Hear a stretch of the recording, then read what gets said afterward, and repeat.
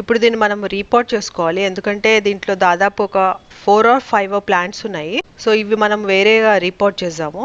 కొన్ని ప్లాంట్స్ చూడండి ఇలాగా సైడ్కి ఉన్నాయి, ఒక సైడ్కి అలాగా అటు సైడ్ వెళ్ళిపోయాయి. ఎందుకంటే మనది బాల్కనీ గార్డెన్ కదా, రెగ్యులర్గా సన్లైట్ స్ట్రైట్గా రాదు కదా, ఒక సైడ్కే వస్తుంది కదా, అందుకనే వాటికి సన్లైట్ ఎక్కడుందో అటు సైడ్ వెళ్ళిపోతూ ఉంటాయి అనమాట. సో దీన్ని మనం ఇప్పుడు రీపోర్ట్ చేసుకోవాలి. ఇవన్నీ కూడా మనవి చిన్న కుండీలే అనమాట, దాదాపు 6 inches మ్యాక్సిమము. టొమాటోకి యాక్చువల్గా పొడుగ్గా ఉన్న పాట్స్ అయితే చాలా బాగుంటాయి. ఇప్పుడు నాకు అవైలబుల్ లేవు కాబట్టి ఇప్పుడు ఈ 6 inches పాట్లోనే వేసేస్తున్నాను. రెండు కూడా ఆల్మోస్ట్ 6-7 inches పాట్స్. 15 to 20 daysలో వచ్చిన సీడ్లింగ్స్ ఉంటాయి కదా, అవి రీపాటింగ్ చేస్తే చాలా బాగుంటాయి. ఇప్పుడు చిన్న ప్లాంట్ ఉంది కదా, అంత సైజు అయితే రీపాటింగ్ చేస్తే బాగుంటుంది. ఈ ప్లాంట్ చూడండి రూట్ ఫార్మేషన్ ఎంత బాగుందో. ఇది కూడా ఇప్పుడు రీపాటింగ్ చేస్తున్నాము. పాట్లో సాయిల్ మిక్స్ నేను ఆల్రెడీ మీకు చూపించాను, అదే సాయిల్ మిక్స్ వాడాను. దీంట్లో చాలా బాగా పెరిగాయి సీడ్లింగ్స్, చూడండి హెల్తీగా గ్రో అయ్యాయి కదా. ఇప్పుడు ఈ పాట్లో వేసేస్తున్నాను. పాట్లో ఏంటంటే ఒక సైడ్కి పెడుతున్నాము. ఒక సైడ్కి ఎందుకు పెడుతున్నాము అంటే మధ్యలో వేరే పాట్స్ పెడుతూ ఉంటాం అనమాట, అందుకే వీటిని మాత్రం ఒక సైడ్కి పెడుతున్నాను. ప్లాంట్ని అలాగా దాంట్లో కొంచెం ఇలాగ రూట్స్ని కొంచెం ప్రెస్ చేసి మళ్ళీ దాని మీద సాయిల్ కొంచెం పట్టుకొని అలాగా సీడ్లింగ్ ఇలా పెట్టుకోవాలి.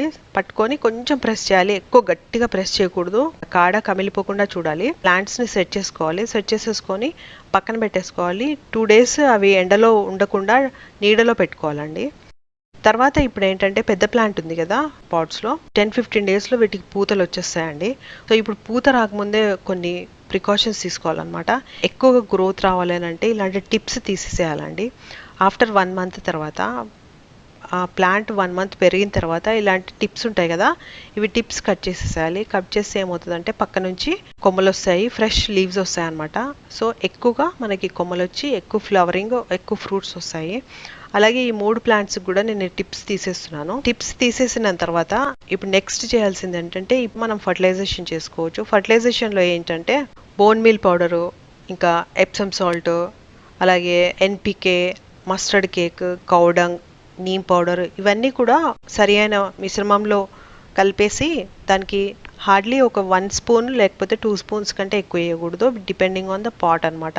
సో ఇది పాట్లో వేసిన తర్వాత ఇప్పుడు ఈ టైంలో వాటికి ఏమవుతుందంటే కర్లీ లీఫ్ వస్తూ ఉంటుంది అనమాట. అట్లీస్ట్ వీక్లీ వన్స్ ఏంటంటే నీమ్ ఆయిల్ స్ప్రే చేస్తూ ఉండాలి మొక్కలకి. ఈ నీమ్ ఆయిల్ వచ్చేసి ఏంటంటే 1 liter వాటర్కి మనము 5 ml నీమ్ ఆయిల్ కలిపేసి బాగా కలిపేసి స్ప్రే కొట్టేయాలి.